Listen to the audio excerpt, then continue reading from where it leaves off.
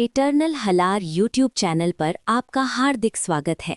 आज हम जामनगर रियासत के एक अत्यंत प्रभावशाली और आधुनिक विचारधारा वाले शासक के बारे में जानेंगे, जिनका नाम है जाम साहिब श्री विभाजी जडेजा।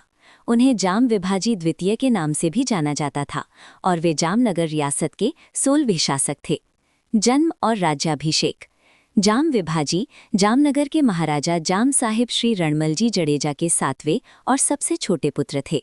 उनका जन्म विक्रम संवत 1883 वैशाख सुद चौथ रविवार 30 अप्रैल 1827 को हुआ था।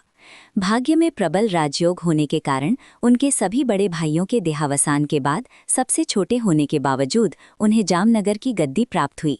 विक्रम संवत 1908 में जाम श्री रणमलजी के निधन के बाद उसी वर्ष फाल्गुन सुद तीज सोमवार को जाम विभाजी का राज्याभिषेक हुआ। व्यक्तित्व और दिनचर्या। वे सरल स्वभाव के, ईमानदार, हंसमुख और बड़े दानवीर थे। शारीरिक रूप से वे काफी कद्दावर और मजबूत कटकाठी के स्वामी थे। प्रातःकाल वे प्रतिदिन सुबह 3 बजे उठकर नित्य कर्म और माला जप करते थे। इसके बाद वे एक पात्र में घी, गुड़, आटा, धोती और एक कोरी का सिक्का रखकर ब्राह्मण को दान सीधा देते थे। जनता से प्रेम। सुबह 5 बजे वे बग्गी लेकर राज्य भ्रमण पर निकलते थे। रास्ते में किसान के बच्चे बापू के लिए बाजरा, मूंग की फलियां, ककड़ी और गन्ना लेकर खड़े रहते थे। बापू प्यार से उनकी चीजें स्वीकार करते और बदले में बच्चों को कोरी सिक्का देते थे। आस्था। कई नगरवासी ऐसे थे जो जाम साहिब के दर्शन के बाद ही अन्न ग्रहण करते थे। सुबह 8 बजे वे दरबारगढ़ पहुंचते थे। दोपहर में वे अपनी पसंदीदा खेल चौपड़ और शतरंज खेलते थे। सुधार और आधुनिक निर्माण। जाम विभाजी को जामनगर का आधुनिक निर्माता माना जाता है। उन्होंने न्यायपालिका, पुलिस बल और राजस्व प्रणाली में बड़े सुधार किए।